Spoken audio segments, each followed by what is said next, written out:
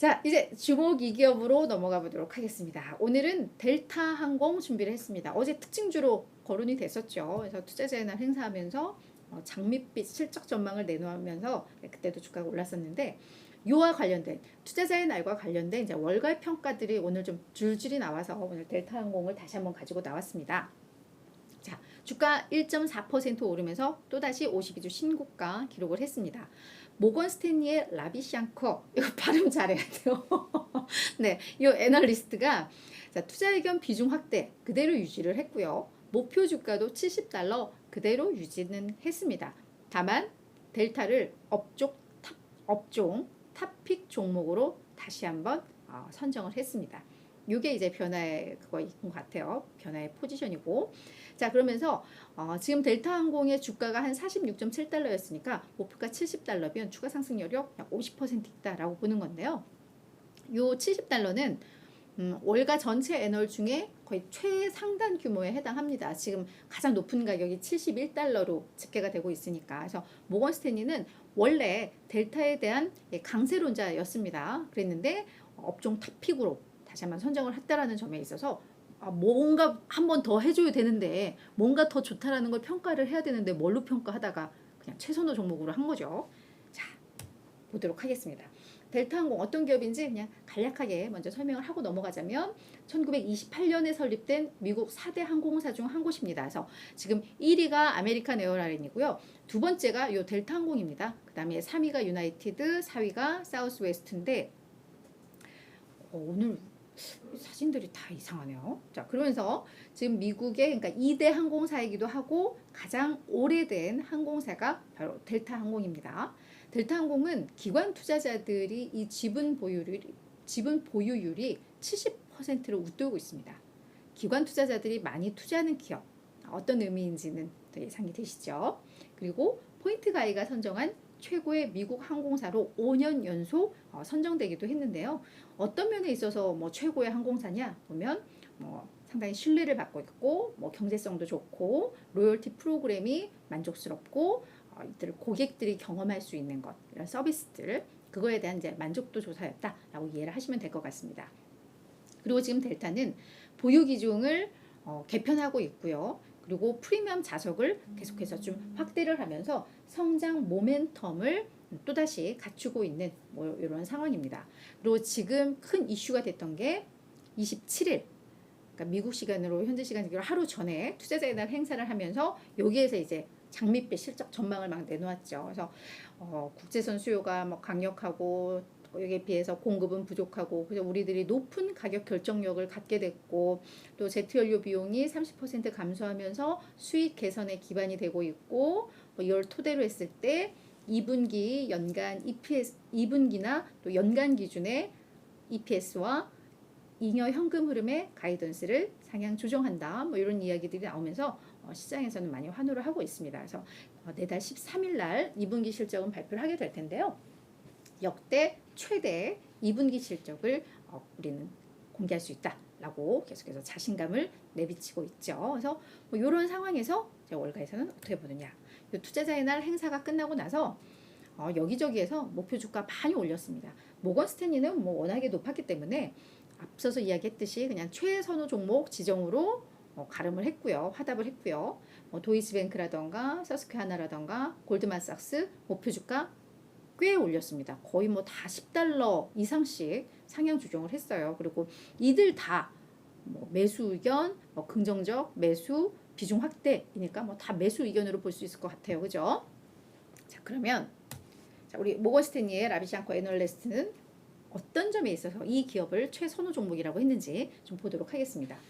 먼저 델타가 자체적으로 실적 가이던스를 상향 조정을 했는데 이거는 그래 지금 항공산업 업황 개선되고 있다고는 한다. 하지만 이게 산업 전반의 개선보다는 내가 봤을 때는 이 독자적인 강점을 더 강조한 것으로 해석이 된다. 라고 이야기를 하고 있습니다. 그러니까 업황 개선 부분으로 인해서 실적이 개선되는 것도 있지만 독자적인 경쟁력을 기반으로 해서 이게 더 껑충할 수 있다는 거죠. 그래서 델타는 브랜드 인지도가 매우 강력하고 뭐 이런 프랜차이즈 강점이라고 해서 많은 이제 연결 네트워크들을 하고 있거든요. 조인트 벤처 형식으로 해서 이런 뭐 차별화된 비즈니스 전략 뭐 이런 부분이 매우 좀 시장에서는 다르게 받아들여지고 있다. 차별화된 모습으로, 차별화된 경쟁력으로 받아들여지고 있다. 그러면서 이 델타는 특히나 최근에 만족스러운 고객 경험에 초점을 두고 방점을 둔 많은 전략들을 내세우고 있는데 요게 결실을 맺으면서 프리미엄 고객을 중심으로 한 수요가 증가하고 있다는 점에서 다른 항공사들하고는 조금 다르다라고 해석을 하고 있습니다. 실제로 이 델타가 코로나19 팬데믹 때도 이 항공사들 되게 어려움을 겪었는데 그나마 고객 유치에 성공했던 게 바로 이러한 경쟁력 때문이었다라고 언급을 하고 있습니다. 근데 업황마저도 회복된다면 더욱 강력한 성장 모멘텀을 확보한 것으로 볼 수 있다라고 해석을 하고 있죠. 그리고 델타가 어저께 막 이야기를 하면서 실적 전망치 상향 조정하고 뭐 이러면서도 아직까지 연간 3천억 달러 이상 규모의 항공 여객 수요가 옛날 팬데믹 이전보다 덜 회복됐다. 지금 완벽하게 해소된 건 아니다라고 언급을 하고 있거든요. 실제로 우리 요즘 뭐 해외여행 많이 가고 있습니다만 팬데믹 이전과 비교를 하면 아직 정상화 단계는 아니죠. 그죠? 뭔가 항공비가 너무 예전 대비 비싸고 뭐 이런 것들 때문에 아직 정상화는 아닌데 그걸 이야기를 하고 있는 겁니다. 그래서 델타에서도 아직 연간 3천억 달러 이상의 항공 여객 수요가 예전 팬데믹 이전보다는 회복되지 않았어 라고 언급을 하고 있습니다. 그렇기 때문에 계속해서 이거는 정상화될 과정에 있기 때문에 추가적인 성장 기대감을 높이는 요인이 이 부분이기도 하다라는 겁니다. 그래서 모건 스탠리에서는 델타를 사야 된다. 최선호 종목이다라고 언급을 하고 있는 겁니다. 여기까지가 모건 스탠리의 의견이었고요. 이 밖에도 지금 월가에서는 델타에 대해서 긍정적인 이야기들이 많이 나오고 있는데요. 그 내용들도 오늘 좀 담아봤습니다. 한쪽에서는 델타가 이제 비상이 날아오르는 게 이제 시작하고 있는 거다라고 언급을 하고 있습니다. 올 들어서 주가 40% 넘게 올랐는데 이제 시작이다라는 거거든요. 자, 그 근거들에 대해서 뭐라고 언급을 하고 있냐면 일단 월가에서는 델타가 이익 성장이 뭐 올해 내년으로 끝나는 게 아니라 계속해서 이익 성장을 할 것으로 전망을 하고 있습니다. 그 근거들인데요. 인건비가 많이 올랐죠, 지금. 네, 노동시장이 너무 강력하다 보니까 인건비가 상승하고 있지만 델타가 비용 효율화에 잘 성공을 하면서 단위 비용은 계속해서 감소할 것이다. 인건비 상승에도 불구하고 전반적인 비용은 하락할 수 있다, 감소할 수 있다라고 이야기를 하고 있는 거죠.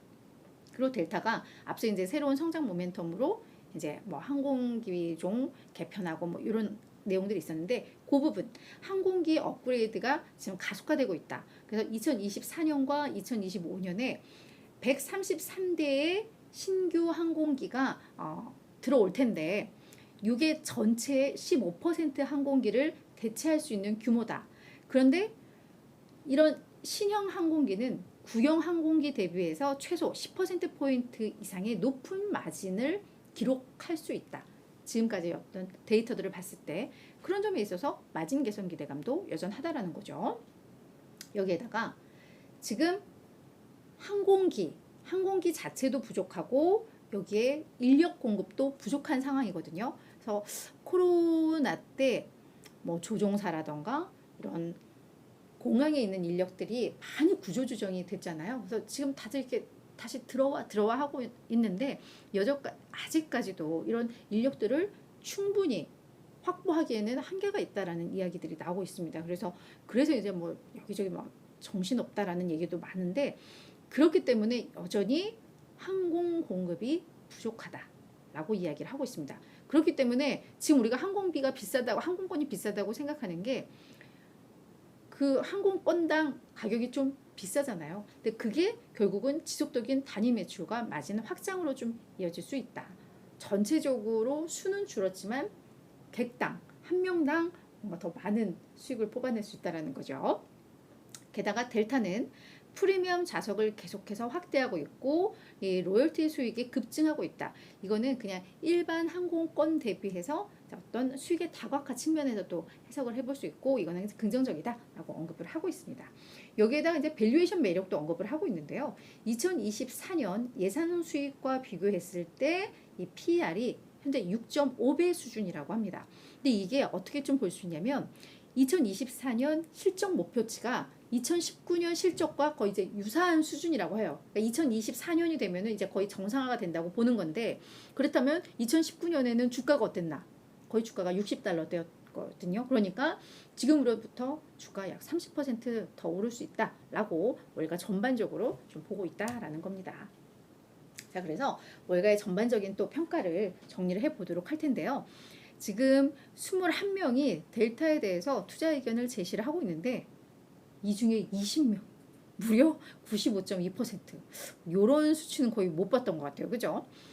95.2%가 델타에 대해서는 매수 의견을 제시를 하고 있습니다. 그래서 기관 투자자들이 많이 갖고 있는 종목인 것 같아요. 그리고 평균 목표 주가는 56.8달러로 오늘 종가 대비해서 약 22% 정도 더 높은 상황이니까 델타는 괜찮구나, 뭐 이런 생각이 좀 드는 기업 중에 하나인 것 같기는 합니다. 네, 그래서 뭐 어제 이어서 오늘까지 이틀 연속 좀 델타를 다뤄보기는 했는데 한번 볼 필요는 있을 것 같아요. 그렇죠? 계속해서 이렇게 기사가 나오고 다뤄진다라는 건 관심을 받고 있다라는 거니까, 그런 측면에서 저희도 한번 볼 필요는 있었을 것 같습니다.